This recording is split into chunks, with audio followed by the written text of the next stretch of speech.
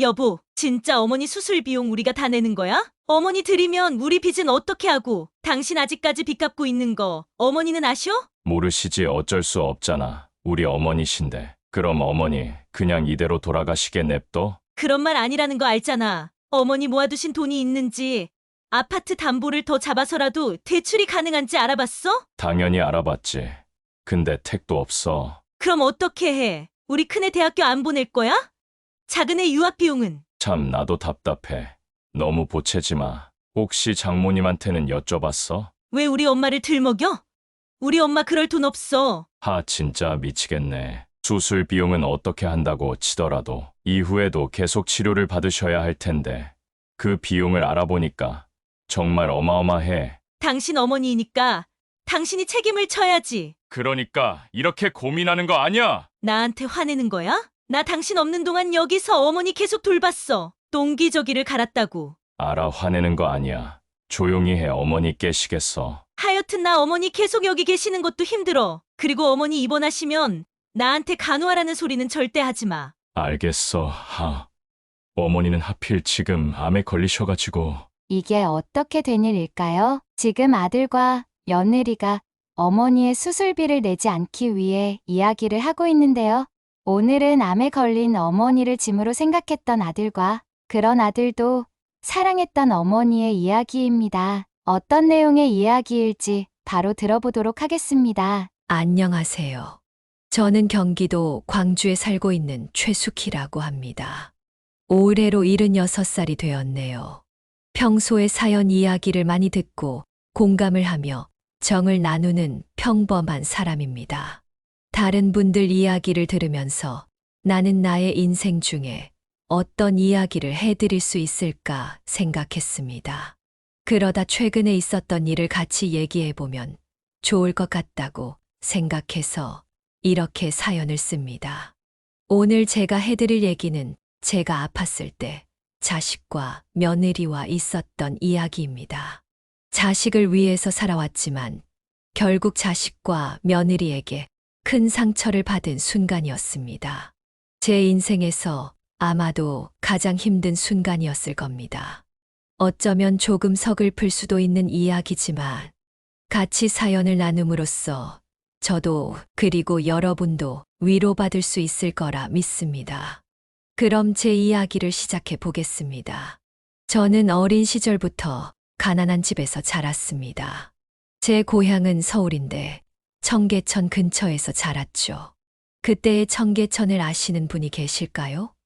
아시다시피 판자촌 동네였죠.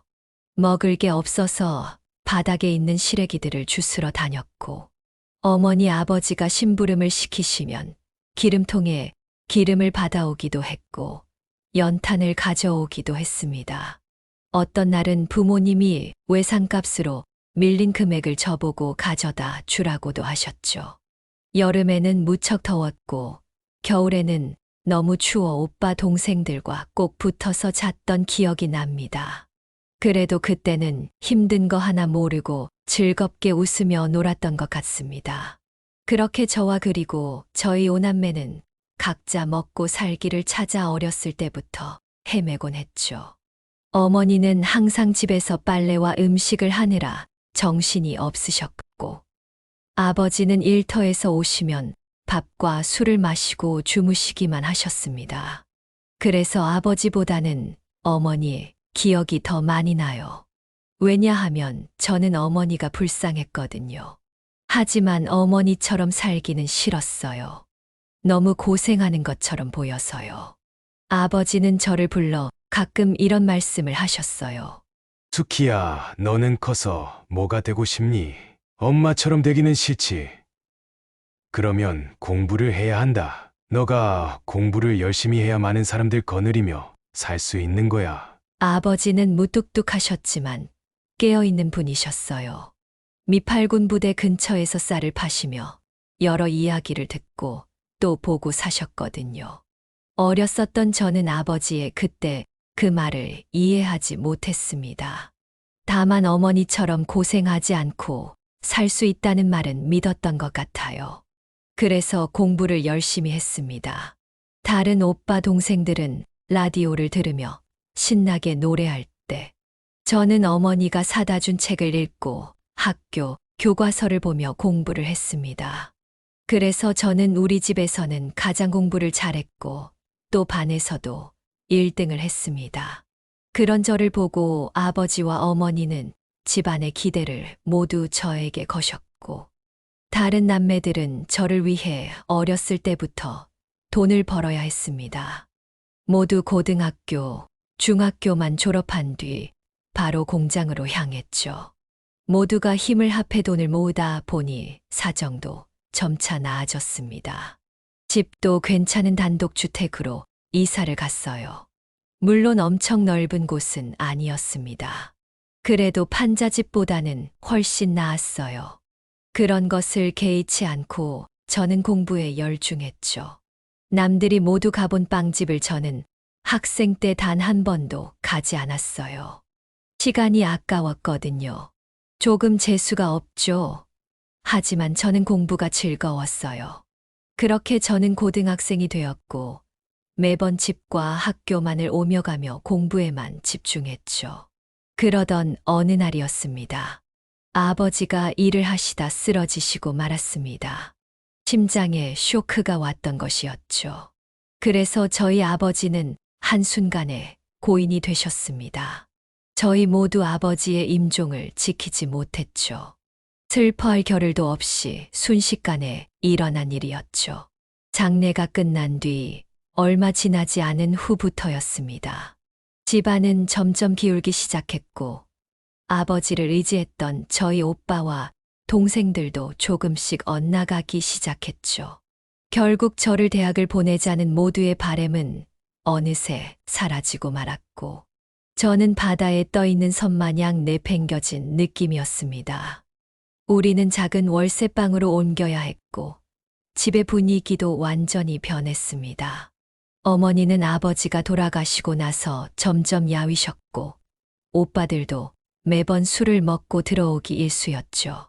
아버지의 영향이 그렇게 큰 줄은 그때야 알았습니다. 어머니는 저를 아직 포기하지 않으셨고 때문에 일을 하시게 되었습니다.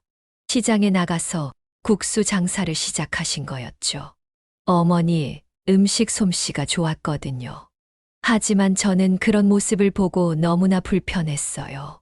저도 생계에 뛰어들고 싶었죠. 하지만 어머니는 그런 저의 의견을 극구 반대하셨어요. 저도 이 집안의 사람이기에 가족의 행복을 위해 제 소임을 다하고 싶었고 결국 저는 더 이상 공부를 하지 않았습니다. 점점 성적은 떨어졌고 저는 담임 선생님께도 대학을 포기하겠다고 말씀을 드렸어요. 담임 선생님과 어머니는 매우 화가 나셨지만 제 고집을 꺾지는 못하셨어요. 저는 결국 고등학교를 졸업하고 대학을 포기한 채 작은 회사의 격리로 들어갔습니다.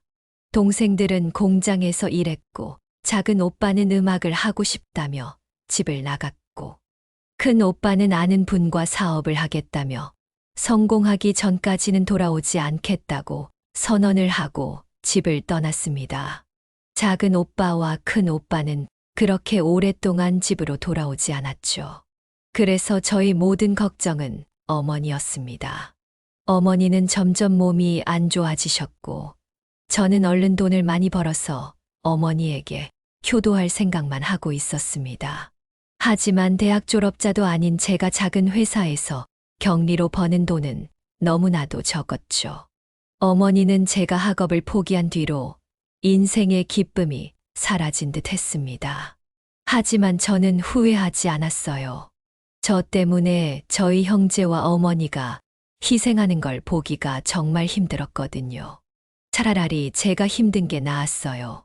가끔 아버지가 꿈에 나오셔서 어렸을 때 했던 이야기들을 하셨어요.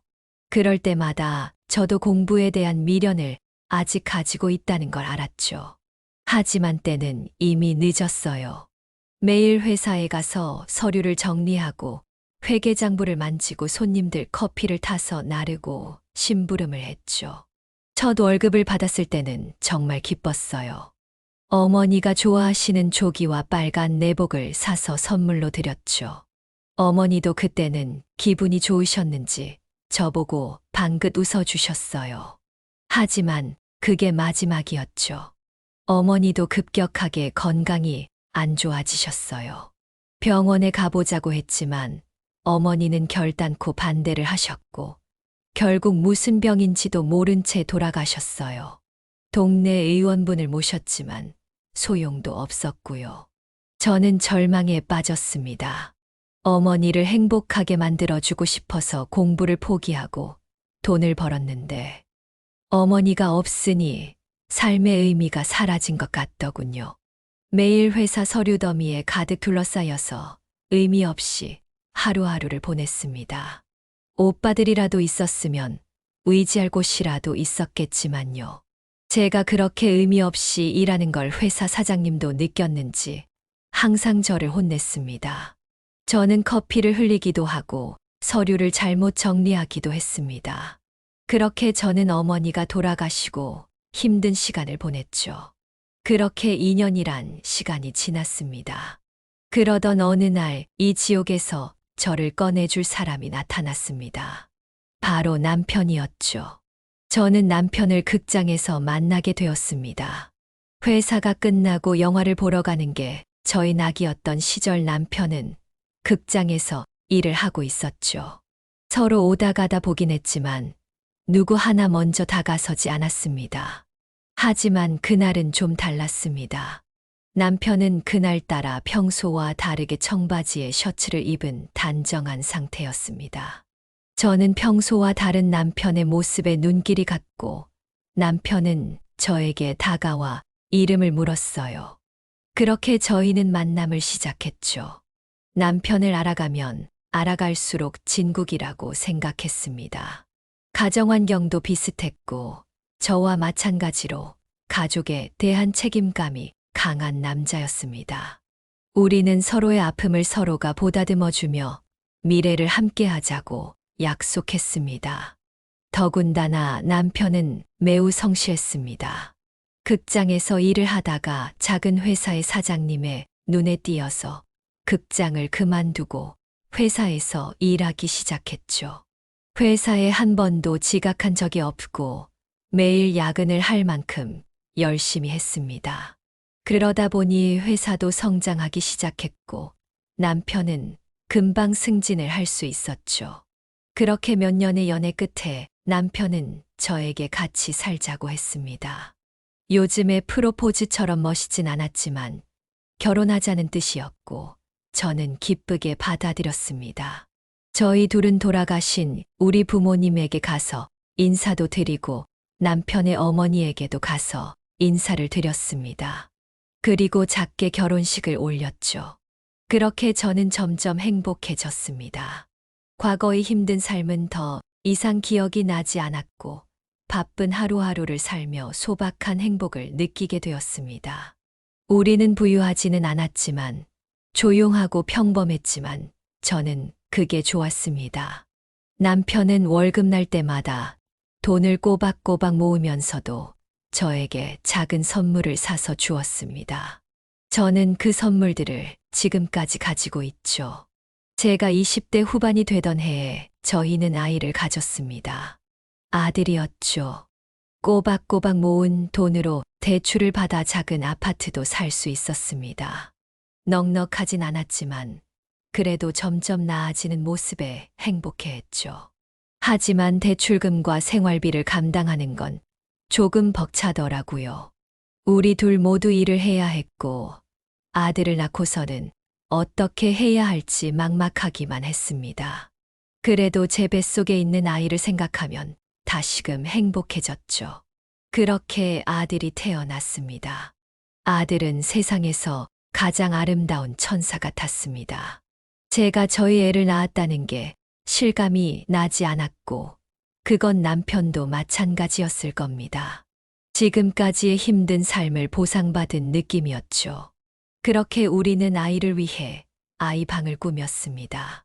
주변 직장 동료들에게 옷과 책 그리고 장난감 등을 받아서 아이에게 주었습니다.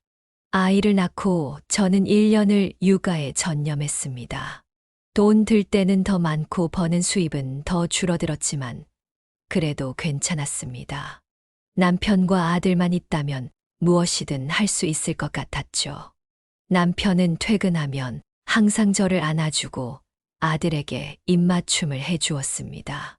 그리곤 저에게 아들을 위해서 우리가 더 열심히 살자고 얘기해 주었습니다. 아이가 어느 정도 크고 나서는 시어머니께서 아이를 돌봐주셨습니다. 그리고 저는 작은 미신 공장에 취업을 했습니다.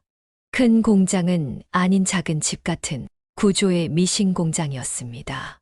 미싱을 전혀 하지 못했던 저는 하나부터 10까지 다시 배워야만 했습니다. 본래라면 제 나이에 미싱 일을 하지 못했겠지만 저를 괜찮게 생각하신 옆집 아주머니가 미싱 공장에 오래된 고참이셔서 가능했습니다. 저는 남편과 아들을 생각하며 열심히 미싱 일을 했습니다. 아들은 저와 남편의 고생을 알아주는지 정말 건강하고 멋지게 자랐습니다. 학교에 들어가서도 친구들에게 인기가 많았고 공부도 잘했습니다.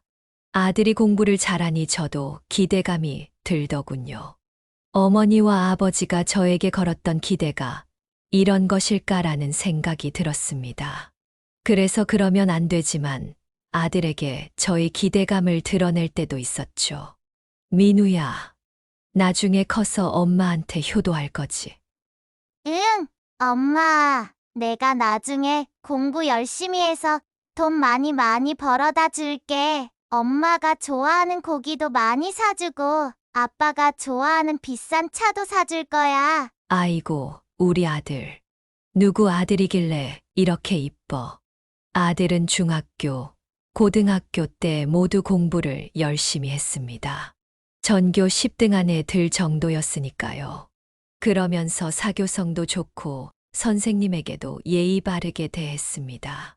선생님을 뵐 때마다 저희 아들의 칭찬을 많이 해주셨고 저는 그런 아들이 너무 자랑스러웠습니다. 그래서 남편하고 저는 아들의 공부에 방해가 되지 않도록 노력했습니다. 돈이 없어도 아들에게 책과 참고서를 부족함 없이 사주었고 좋은 책상과 의자도 맞춰주었습니다. 남편은 가끔 아들에게 부담스러운 말을 했습니다. 아들아, 너는 우리 가족의 희망이란다. 공부 열심히 해서 우리 가족의 빛이 되어 주렴. 그러기 위해선 항상 건강해야 하고 알았지? 네, 아버지 부족하지만 열심히 할게요. 그럼 저는 남편에게 그런 부담스러운 소리는 하지 말라고 야단치기도 했습니다. 왜냐하면 제가 찔렸기 때문이었어요. 제가 어렸을 적 부모님에게 그런 소리를 들으면 많이 부담스럽곤 했거든요. 아들이 부담스러운 관심에 엇나갈까봐 걱정이 되어서 그런 걸 수도 있고요. 어쨌든 그렇게 제 아들은 서울 유명대학에 입학을 했습니다. 그것도 경영학과에 입학을 했죠. 그렇게 저희의 미래는 행복을 향해 순탄히 나아가고 있었죠. 아들은 졸업을 했고 금융회사에 취직을 했습니다. 남편과 저는 그런 아들을 너무 자랑스러워했죠. 그렇게 아들은 승승장구하며 승진을 했습니다. 아들은 사회에서 자기 몫을 확실히 하면서 살아갔고 선을 봐서 만난 이쁜 아가씨와 결혼을 하게 되었죠. 아들이 며느리 될 아가씨를 데려왔을 때는 너무 좋았습니다. 너무 이쁘고 사랑스러운 아가씨였거든요. 하지만 그것은 제 오해였습니다. 아들이 점점 변해갔던 건 그때부터였기 때문이었죠. 아들은 성미에도 맞지 않는 사업을 하겠다고 말했고 저와 남편은 지금도 잘하고 있지 않냐며 말렸습니다. 하지만 아들은 저희의 말을 듣지 않았죠. 오히려 왜 자기 편을 들어주지 않냐며 생전 내지 않던 화를 내기도 했습니다. 그때는 정말 가슴이 아팠습니다. 아들은 저희의 유일한 희망이자 행복이었고 많은 걸 바라지 않아도 아들의 행복한 모습을 보는 것만으로도 충분했거든요. 아들이 평범한 삶을 살기 바라는 것은 모든 부모의 공통된 마음일 거예요. 하지만 아들이 원하는 것이기 때문에 저와 남편은 응원해 주기로 했죠. 하지만 결국 우리의 염려대로 아들의 사업은 처음엔 괜찮았지만 점점 기울어지기 시작했습니다.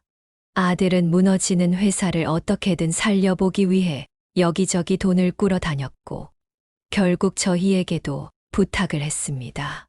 저희는 저희 노후 자금으로 쓸 돈으로 모아둔 적금을 깨서 아들 부부를 도와주었죠. 하지만 저희의 도움으로도 역부족이었나 본지 결국 회사는 부도가 나고 말았습니다. 그렇게 아들 부부는 집까지 팔게 되었고 결국 저희 부부의 아파트로 오게 되었습니다.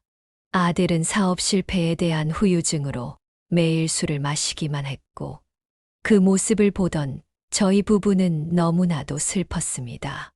하지만 언제나 고난은 함께 몰려온다고 더 비극적인 일이 발생하고 말았습니다. 남편이 일을 하다가 쓰러지고 만 것이었죠. 남편의 병명은 뇌경색이었어요. 어떻게 손 쓸 틈도 없이 하늘나라로 가고 말았죠. 남편이 쓰러졌다는 소식을 들었을 땐 하늘이 무너지는 듯 했어요. 저의 영원한 동반자이자 의지할 나무인 남편이 그렇게 됐다는 게 믿기지 않았거든요. 헐레벌떡 병원으로 향한 저는 의식을 잃은 제 남편의 손을 꼭 잡아주었어요. 슬픈 건 그날도 아들은 술에 취해 자고 있었다는 거죠. 남편은 며칠을 넘기지 못하고 결국 고인이 되었고 저희는 정성스레 장례를 치렀습니다. 병원 근처에 있는 장례식장에서 장례를 했고 아들은 적지 않게 충격을 받은 듯 했어요. 장례를 치를 동안 저와 아들은 정말 넋이 나간 채였죠. 그래도 나쁜 일만 있는 것은 아니었어요. 제가 아들이 남편의 영정사진을 보고 하는 말을 들었거든요. 아버지, 왜 이렇게 빨리 가셨어요? 제가 효도할 때까지 기다려달라고 했잖아요. 이렇게 급하게 가실 필요 있었어요? 어머니는 어쩌라고요? 죄송해요, 아버지. 다 제 잘못이에요. 이 불효자 용서 못 하시겠지만 제가 죽을 때까지 어머니 잘 보필하면서 살아갈게요. 아버지, 하늘에 가서는 평온하게 지내세요. 사랑합니다. 그 말을 들은 저는 화장실에 달려가 엉엉 울고 말았습니다. 남편의 죽음이 실감이 나서 운 것도 있지만 아들이 이제야 정신을 차렸다는 사실이 기뻐서도 있었습니다. 여보가 민우를 살렸어. 고마워. 그리고 너무 사랑하고 미안해. 이렇게 갈 줄 알았으면 내가 더 잘해줬어야 하는데. 여보가 남기고 간 마음 내가 잘 간직하면서 살게. 그리고 살다가 여보 너무나 보고 싶어지면 내가 따라갈게. 사랑해. 장례식이 끝나고 아들은 표정부터 바뀌어 있더군요. 매일 마시던 술을 끊고 나가서 일을 구했습니다. 며칠 뒤에는 같이 일하던 상사의 회사에 들어가게 되었다고 말하더군요. 저는 아들을 끌어안고 펑펑 울었습니다. 잘 됐다.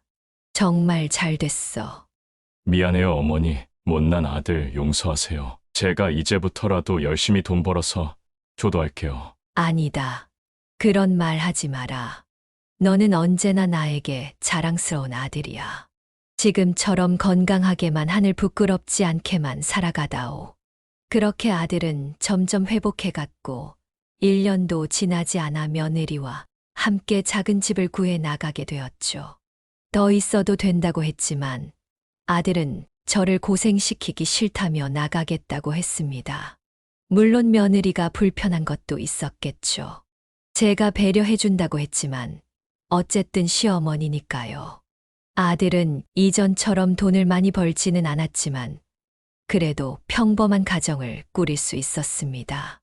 그렇게 다시 평온한 삶이 유지될 거라 생각했습니다.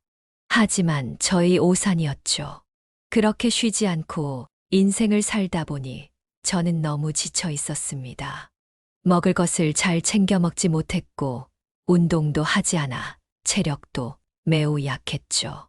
제가 70대가 되었을 무렵엔 속이 자주 불편하더라고요.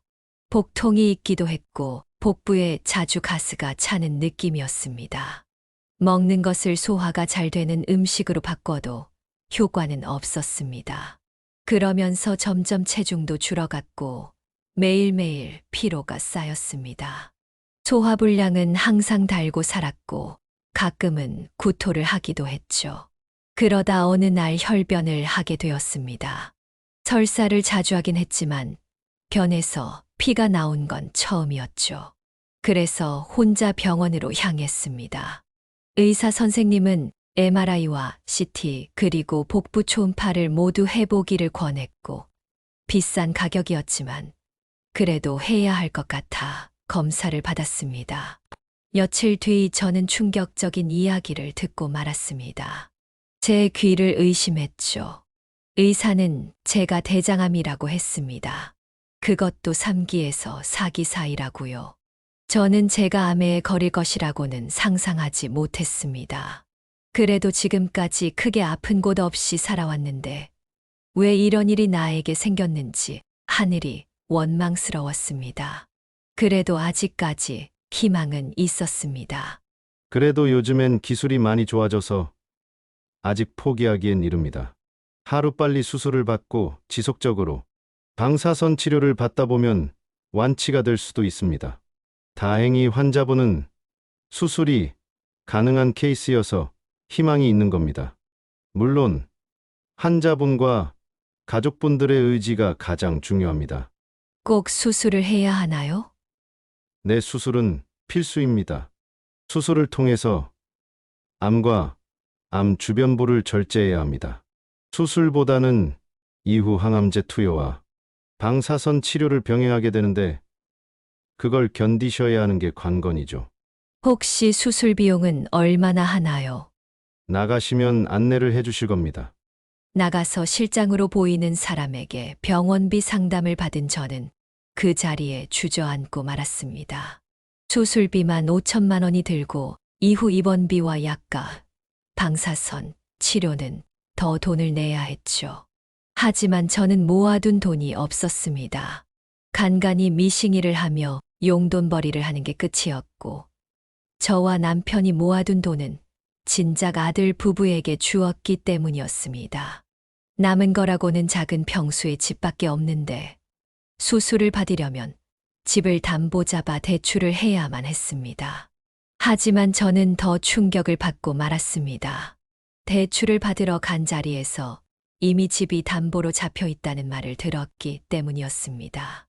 알고 보니 아들의 회사가 부도가 나기 전에 남편이 아들을 위해 집을 담보로 대출을 받아 도와줬던 것이었습니다.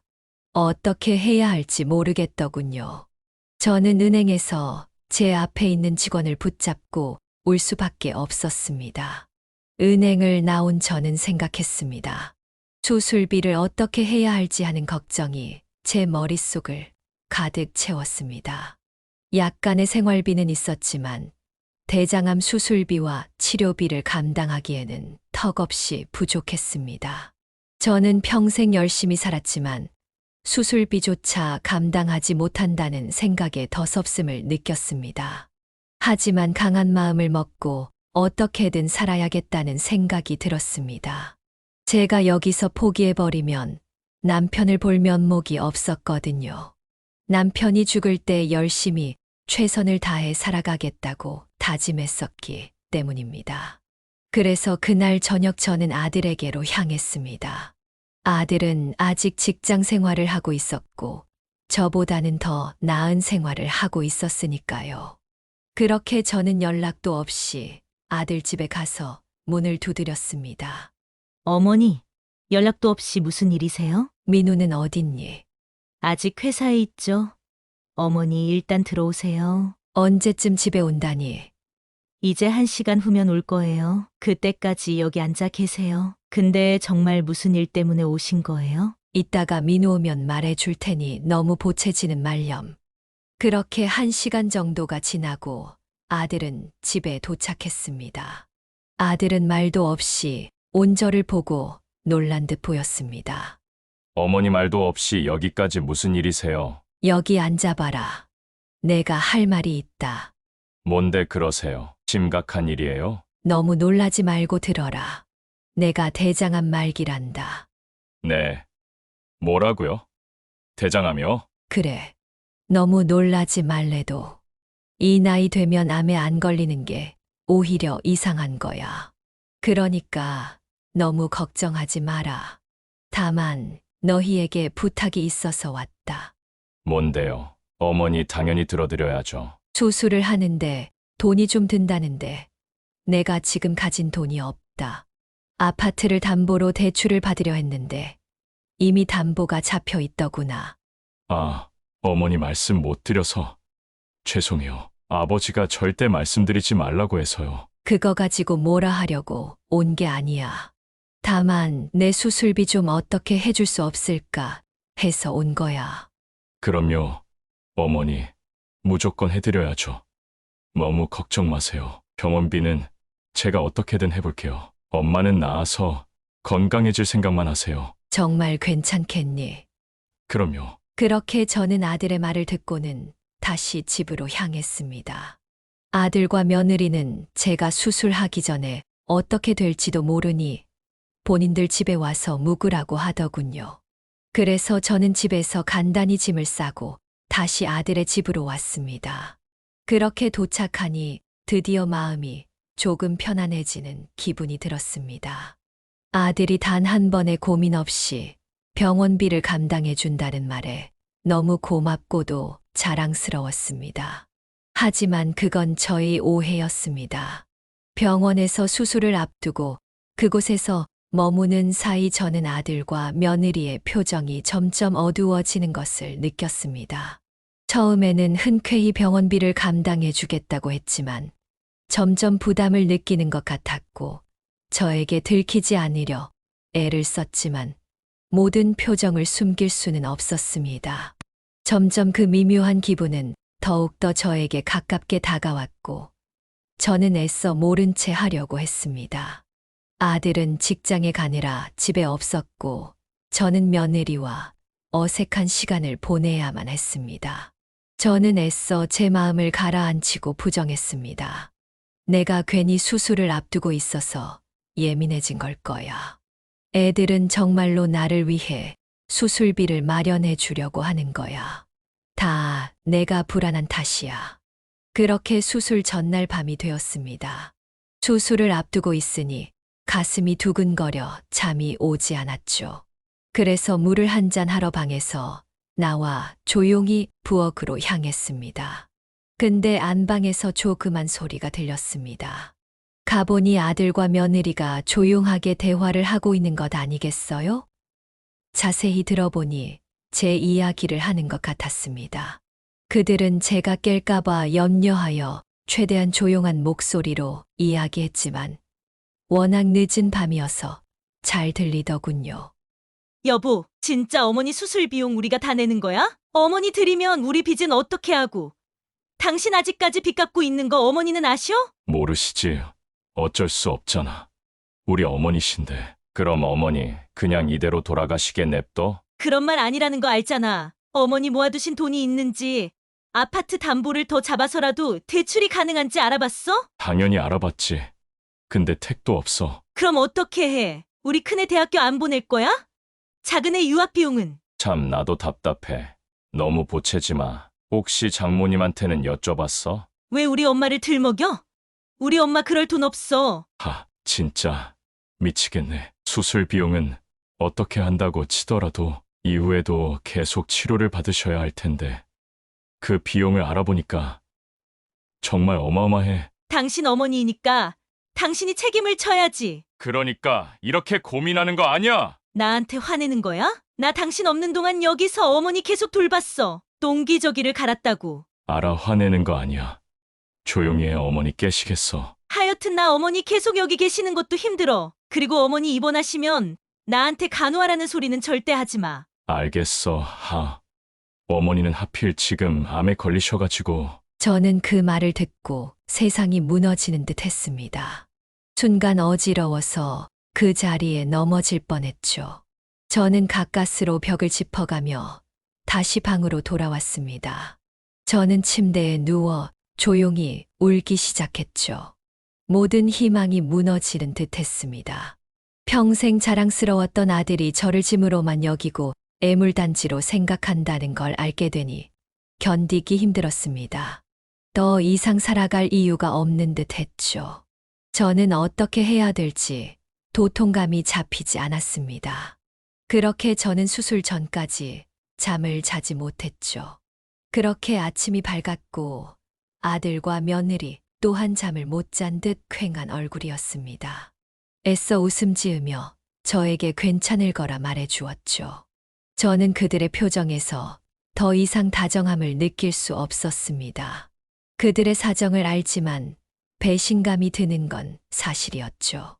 저는 병원에 가는 동안에도 혼자 깊은 생각에 빠졌습니다. 아들과 며느리의 짐이 되긴 싫었고 이대로 더 살아갈 수 있다 해도 이렇게는 살아가기 싫었습니다. 더 이상 살 이유가 없었기 때문이죠. 그날따라 남편이 너무 보고 싶더군요. 하늘을 보니 참 맑았습니다. 마치 남편이 저를 내려다보는 듯 했어요. 그제서야 저는 마음을 굳혔습니다.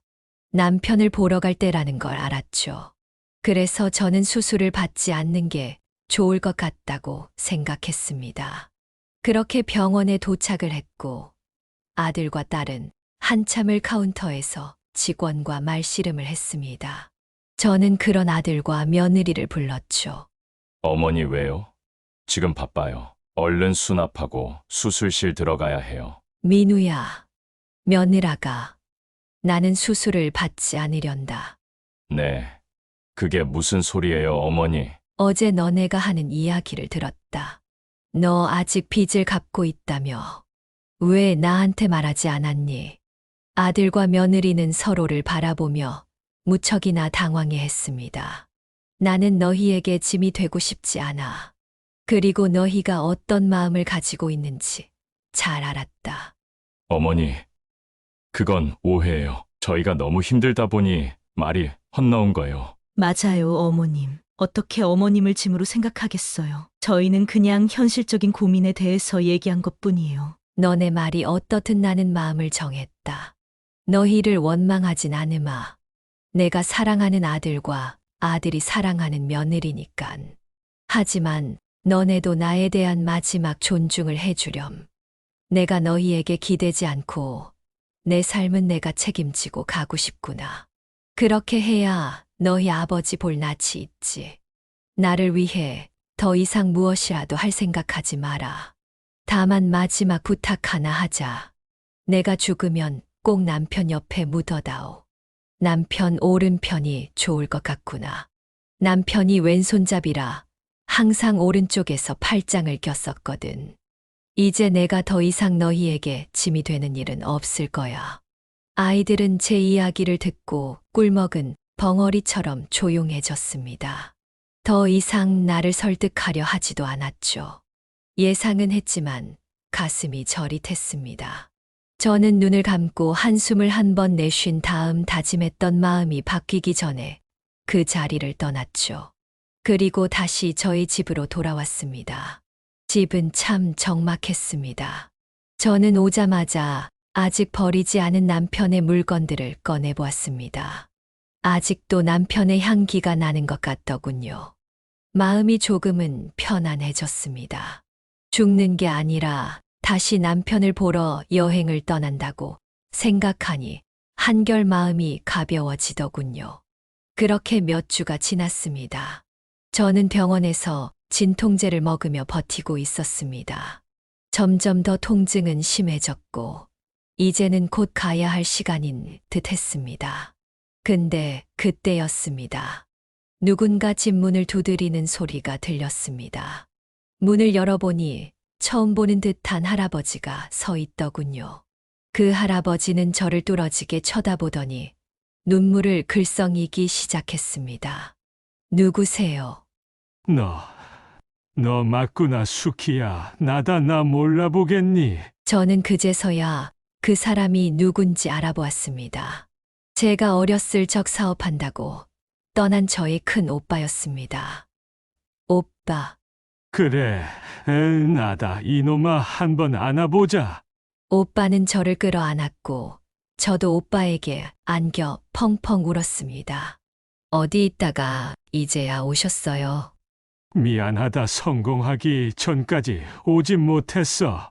성공하고 고향에 돌아가니 모두 다 흩어져 있더구나. 찾으려 했지만 다들 찾을 수가 없었어. 내가 해외에서 사업을 하고 있어서 한국에 오래 있지 못했거든. 저와 큰오빠는 오랜 시간 동안 이야기를 나누었습니다. 큰오빠는 베트남에서 공장을 운영하셨고 거기서 결혼도 했다고 말했습니다. 벌써 손녀가 대학생이라고 하더군요. 저도 저희 남편 사진과 아들 사진을 보여주며 저의 이야기를 했습니다.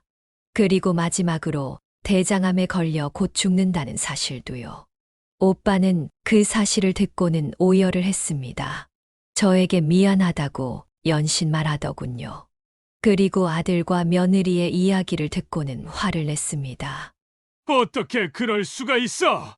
어머니가 암에 걸렸다는데 지들 인생 살기 힘들다고 어머니를 내팽개쳐. 아니에요, 오빠. 제가 그만하자고 했어요. 아이들은 잘못 없어요. 부모가 되어서 어떻게 자식에게 짐이 될 수 있겠어요. 나는 너 이대로 못 보낸다. 어떻게 만났는데 이대로 못 헤어져. 당장 수술 받아라. 돈은 걱정 말고. 오빠 아니에요. 저는 이제 미련 없어요. 어허, 오빠 말 들어라. 수술 받고 새 살 먹고 나면 나한테 고마워할 거다. 죽기 전에 같이 여행이라도 가야 하지 않겠냐? 일단 수술 받고 그때도 죽고 싶으면 그땐 말리지 않으마. 큰오빠는 여전히 저를 어린아이로 보더군요. 성질도 여전했어요. 도저히 오빠를 말릴 수 없었죠. 그래서 저는 어쩔 수 없이 다시 수술을 받기로 했어요. 역시 돈이 많은 오빠여서 그런지 대한민국에서 가장 좋은 병원에서 수술을 받게 됐어요. 아마 수술비도 더 많이 나왔겠죠. 저는 그 사실을 아들과 며느리에게 말하지 않았죠. 기분이 싱숭생숭했어요. 방금 전까지만 해도 이 삶의 미련을 접기 위해 주변 삶을 조금씩 정리해 가고 있었거든요. 조금 남은 재산도 정리해보고 키우던 화분들도 정리하고 집도 청소하고요. 이것도 남편의 뜻인가 싶었어요. 그래서 오빠의 말처럼 일단 수술을 받아보고 생각해보자고 결정했어요. 그렇게 저는 성공적으로 수술을 받았어요. 경과도 좋았죠. 물론 항암 치료와 방사선 치료는 정말로 힘들었어요. 몸이 야위었고 식욕이 없었죠.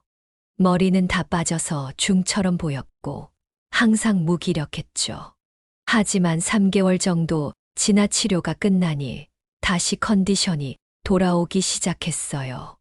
비록 힘들고 외로웠지만 살기 위해 천천히 전진한 덕분이었죠. 제 삶은 제 것이기에 제가 책임져야 했어요. 오빠를 두고 가는 것도 도리가 아니었죠. 그리고 아직 아들을 좀 더 보고 가고 싶었어요. 원망스러웠지만 그래도 저에겐 하나뿐인 아들이었죠. 그런 마음을 가지고 고된 수술과 치료를 하루하루 버텼어요. 그렇게 저는 오빠의 도움을 받아 퇴원을 하게 되었죠. 오빠는 저에게 베트남으로 가지 않겠냐고 제안을 했어요. 하지만 저는 거절했죠. 이 나이에 다시 그곳에서 적응하기는 힘들 것 같았거든요. 제 삶은 여기 있으니까요. 오빠는 그럼 자기 사업을 완전히 아들에게 맡기고 한국으로 오겠다면서 다시 베트남으로 돌아갔어요. 그렇게 저는 조금씩 힘을 내서 살아갔죠. 다시 미싱 작업을 조금씩 하기 시작했고 화분도 다시 키웠어요. 그러던 어느 날이었어요. 누군가 문을 두드리는 거예요. 오빠가 오기엔 너무 이른 날이어서 누군가 싶었는데 바로 아들과 며느리였어요. 아들과 며느리는 죄스러운 표정을 짓고 서 있었죠. 무슨 일이냐 애들아. 추운데 얼른 들어와라. 어머니 무사하셔서 다행이에요. 정말 죄송해요. 그니까 무슨 일이냐니깐. 아들은 잠바 주머니에서 무언가를 꺼내 저에게 주었어요. 통장이었어요. 이게 뭐냐? 어머니, 그때 저희 얘기를 듣고 수술을 포기하셨을 때 사실 조금은 안도했었어요. 근데 그 이후로 천벌을 받은 것처럼 하루하루가 불편했어요. 모든 일이 손에 잡히지 않고 하루 종일 어머니 생각만 했어요. 제가 지금 어머니한테 불효를 저지른다면 저희 자식들도 똑같이 하겠죠. 저희는 정말 천벌을 받을 만해요. 며느리도 말을 덧붙였습니다. 맞아요, 어머님. 저희가 생각이 짧았어요. 아무리 힘들었어도 그랬으면 안 되는데 저희는 정말 못된 사람이에요. 이거 받으세요. 제가 있는 돈 없는 돈 다 모았어요. 이거면 어머니 수술 받으실 수 있어요. 물론 치료도요. 저희가 다 알아보고 왔어요. 지금까지 무사하셔서 다행이에요. 돈을 여기저기서 모으는데 시간이 좀 걸렸거든요. 죄송해요, 어머니. 한 번만 용서해 주세요. 제가 너무 이기적이었어요. 하지만 절대 어머니를 짐처럼 생각했던 건 아니었어요. 어머님한테 너무 큰 상처를 드려서 죄송해요. 저는 아들과 며느리의 표정을 쳐다보았습니다. 저를 부담스러워했던 표정이 아닌 진심이 담긴 표정이었습니다. 저는 아들과 며느리한테 가서 둘의 손을 꼭 잡아주었습니다. 아들과 며느리는 그 자리에서 엉엉 울기 시작하더군요. 그래서 저는 그 둘을 꼭 안은 뒤 말했습니다. 나도 미안하구나. 내가 너희 사정을 너무 몰라줬구나. 나도 아프고 힘드니까 너희를 생각하지 못하고 원망만 했어. 하지만 이제는 괜찮다. 시간이 지나고 나서는 너희를 원망하지 않았어. 내 인생은 내가 사는 것이기 때문이야. 이제 다 지나간 일이니 우리 모두 잊도록 하자. 그리고 나선 저는 쓰고 있던 모자를 벗었습니다. 아직 빠진 머리가 다 자라지 않아 밤송이 같은 머리였죠. 아이들은 제 머리를 보고 놀랐습니다. 어머니 머리가 왜 그래요? 어머님, 혹 수술 받으셨어요? 저는 방긋 웃었습니다. 그리고 저는 큰오빠를 만난 사연을 자식들에게 말해줬습니다. 아들과 며느리는 정말 환한 웃음으로 그 얘기를 들었습니다. 정말 진심으로 제가 무사한 것이 다행이라 생각하는 듯 했습니다. 그렇게 우리 셋은 마음속 응어리를 풀고 화해를 할 수 있었습니다. 그 이후로 아들과 며느리는 저희 집에 와서 저를 간호하기 시작했습니다. 병원에도 같이 가주었고 심심할 때 말동무도 되어 주었습니다. 예전과 다르게 매일 전화를 해서 안부를 물어주었고 제가 건강을 찾을 때까지 그 행동은 계속되었습니다. 저는 다시 행복을 되찾은 듯 했습니다. 이 모든 게 남편이 하늘에서 도움을 줬기 때문이라는 생각이 들더군요. 며느리는 맛있는 음식을 해서는 저에게 가져다 주었고 아들은 회사에서 휴가가 나올 때면 저를 데리고 여행을 갔습니다. 이렇게 행복하게 지내다 보니 병원에서는 경과가 좋다고 했습니다. 저도 제 컨디션이 돌아왔음을 느꼈죠. 물론 절제를 해서 밥을 먹는 게 조금 불편하긴 했지만 그 정도는 저에게 사소한 것이었습니다. 우리의 관계가 원래대로 회복됐다는 것이 중요했죠. 병원에서 제 경과가 좋다고 말해주던 날 저와 아들과 며느리는 파티를 했습니다. 아들과 며느리는 저에게 다시 한번 사과를 했고 저희 마지막 날까지 함께 하겠다는 약속을 했습니다. 저는 그 말을 듣고 날아갈 듯이 기뻤지만 그러지 말자고 했습니다. 지금 그 말이면 족하다고. 너희 인생을 살라고. 나는 내가 알아서 즐겁게 살다가 가겠다고. 아들과 며느리는 그 말을 듣고 저희 진심을 알아주는 듯 했습니다. 큰오빠는 정말로 모든 걸 정리하고 저와 있기 위해 한국으로 귀국했습니다. 오빠의 자식들을 처음으로 만날 수 있었죠. 새로운 가족이 생긴 듯 했습니다. 그렇게 오빠는 저희 집에 들어와서 살았습니다. 넓은 집으로 갈 수 있었지만 노인 둘이 살기엔 지금의 집이 적당했죠. 그리고 저와 오빠는 여행을 자주 다녔습니다. 서해, 동해, 남해, 제주 가릴 것 없이 죽기 전에 모두 가보자며 쉴 새 없이 여행을 다녔죠. 오히려 암 걸리고 나서 꾸준히 운동을 하니 몸이 더 좋아진 것 같기도 했습니다.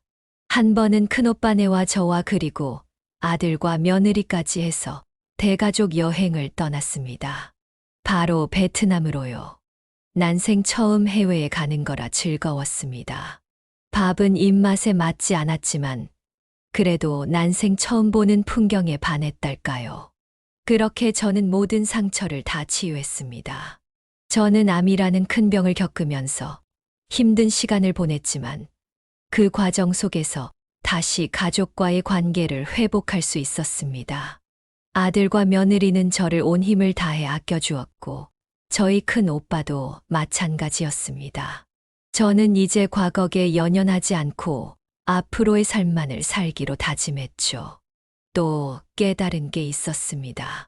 가족이란 것은 오해가 쌓여 상처가 되고 서로를 미워할 수도 있지만 그것은 사소하고 일시적이라는 것을요. 결국 사랑하는 마음만 있다면 모든 것을 견뎌내고 이겨내서 서로 이해해주고 진정으로 아껴줄 수 있다는 것을 말입니다. 저는 지금 건강하게 지내고 있습니다. 일도 하면서 운동도 하고 나머지 시간은 큰오빠와 여가를 보내고 있습니다. 요즘엔 캘리그라피를 큰오빠와 함께 배우고 있어요. 큰오빠는 워낙 명필이라 잘하시는데 저는 아직 많이 배워야 한답니다. 저는 이런 순간이 지금 저에게 있다는 것에 감사하며 살아가고 있습니다. 그때 만약 수술을 받지 않았다면 지금의 기쁜 마음도 느낄 수 없었겠죠. 저는 남은 삶도 최대한 열심히 재밌게 살아보고자 합니다. 오늘 제 이야기는 여기까지입니다. 자식과 부모 사이에 때론 오해가 생기고 상처를 줄 수 있지만 진심 어린 사과와 이해만 있다면 극복할 수 있다는 얘기를 전해드리고 싶었는데 전달이 됐을지 모르겠네요. 물론 다양한 사연이 있겠지만 저는 아들과 며느리의 사과와 진심을 받아줬고 관계를 회복할 수 있었어요. 혹시 여러분은 저와 비슷한 경우가 있으신가요? 혹시 가족 간의 오해나 아픔이 있다면 서로 이해하고 용서하는 시간을 가져보면 어떨까요? 지금까지 제 이야기를 들어주셔서 감사합니다. 네, 오늘 이야기는 어떠셨나요? 오늘 이야기를 듣고 어떻게 생각하시는지 어머님, 아버님의 생각을 댓글로 공유해주세요. 저는 또 다른 사연으로 찾아뵙겠습니다. 좋아요, 구독, 알람 설정을 통해 앞으로도 따뜻한 정을 나눌 수 있게 함께 해주세요. 어머님, 아버님의 삶의 지혜와 경험을 나눌 수 있는 통로가 되겠습니다. 오늘도 인생을 바꾸는 관점을 통해 사연을 들어주셔서 감사합니다.